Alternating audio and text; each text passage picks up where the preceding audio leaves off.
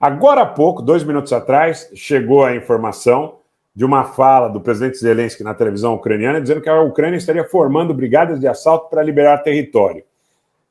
Então, essa decisão teria sido tomada por dirigentes ucranianos e visaria, eventualmente, uma ação contra a Crimeia, assim que as condições climáticas permitissem.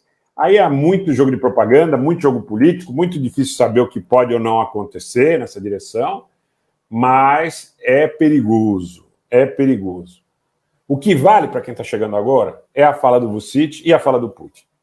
A fala do Vučić é que nos próximos dias, semanas e meses, nós vamos assistir à Terceira Guerra Mundial.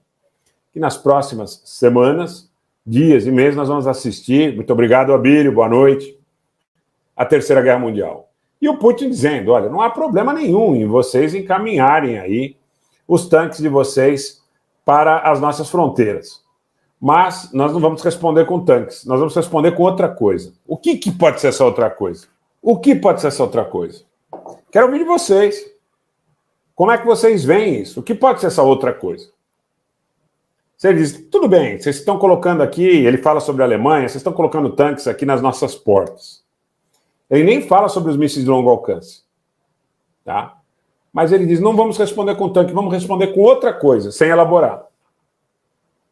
No mesmo dia que tem essa fala do Vučić aí, pública. Tá? Então, é para a gente pensar, né? É para a gente pensar.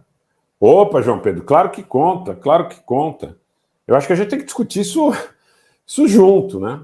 Neto Costa, eu acho que qualquer ataque que saia aí da fronteira com a Ucrânia, isso também é uma outra posição que eu quero colocar para vocês, né? Qualquer ataque que saia das fronteiras da Ucrânia gera uma guerra total. Tá?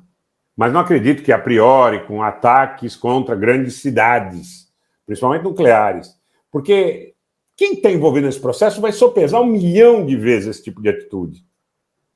Vai sopesar 1 milhão de vezes. Até porque eles sabem que um conflito dessa magnitude tende, na realidade, a não ter sobreviventes. Abração para o Gabriel Radamés, que também está utilizando a bandeira de Artsakh. Muito obrigado.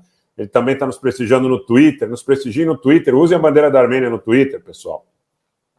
Assistam, saibam mais sobre o que está acontecendo em Artsakh. Aristides Lucamba Cossaco, José Cossaco. Boa noite, Rogério. Olha, agora vem o dilúvio. Rapaz, está complicado, meu amigo. Então, olha, a minha opinião, se houver um ataque, fora das fronteiras da Ucrânia, vem o conflito total. Vem um conflito total. Mas não vem um conflito total com base em ataques aos grandes centros urbanos nucleares a priori. Tá? Esse é um último recurso, um recurso desesperado, um recurso mal calculado, um recurso de Armagedon, de caráter apocalíptico. Isso aí não vai acontecer assim tão facilmente.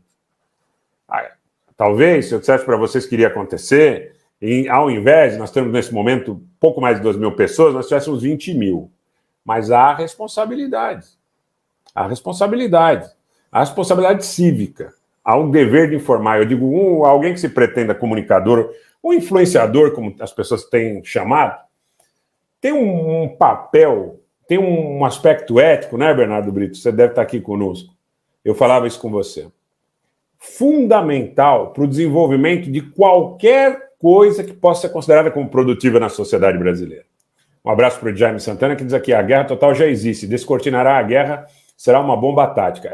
Jaime, eu acredito que existe, infelizmente, a possibilidade de utilização de bomba tática. Pode ser um ataque sobre o mar, e a gente já falava sobre isso há muito tempo, mas que vise romper cadeias de comunicação, né?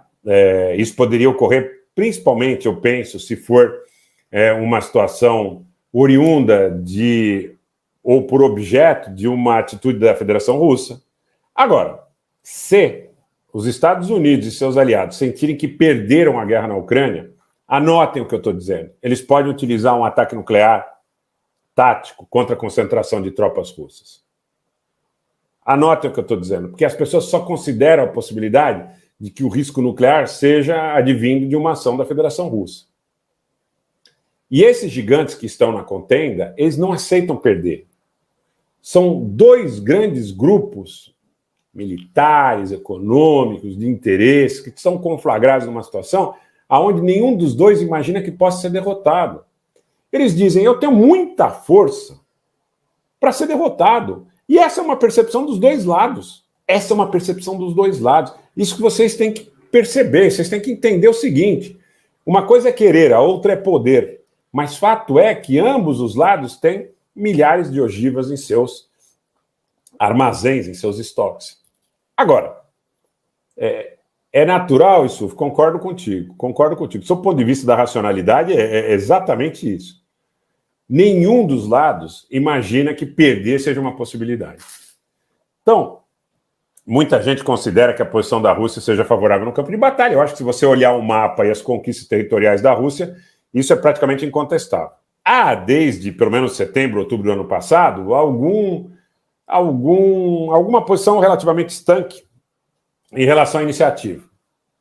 Você teve aquele ataque contra a ponte da Crimeia que foi respondido com a destruição praticamente completa dos sistemas de geração e de distribuição de eletricidade na Ucrânia. Reparos foram feitos, doações foram feitas, etc. Tem todo um contexto aí.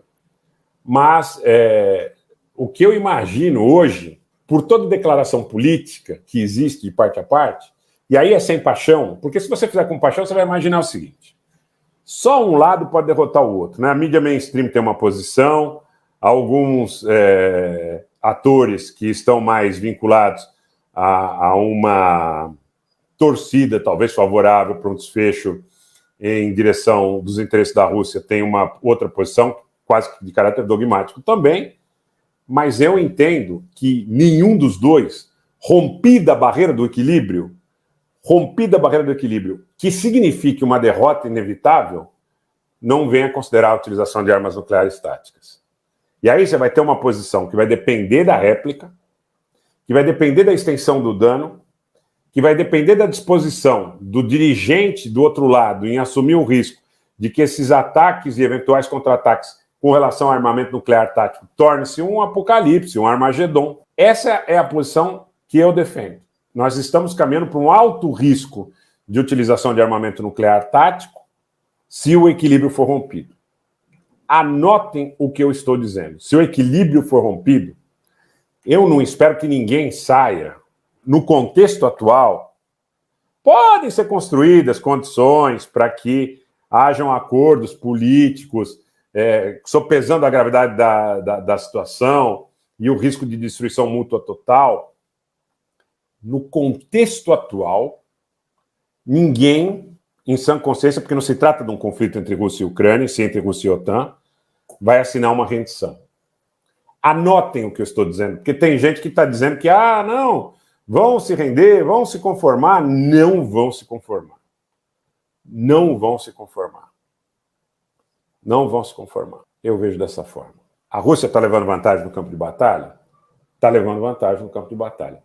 Isso não sou eu que estou dizendo, é o mapa do conflito que mostra que as tropas russas avançaram dentro do território ucraniano desde 24 de fevereiro.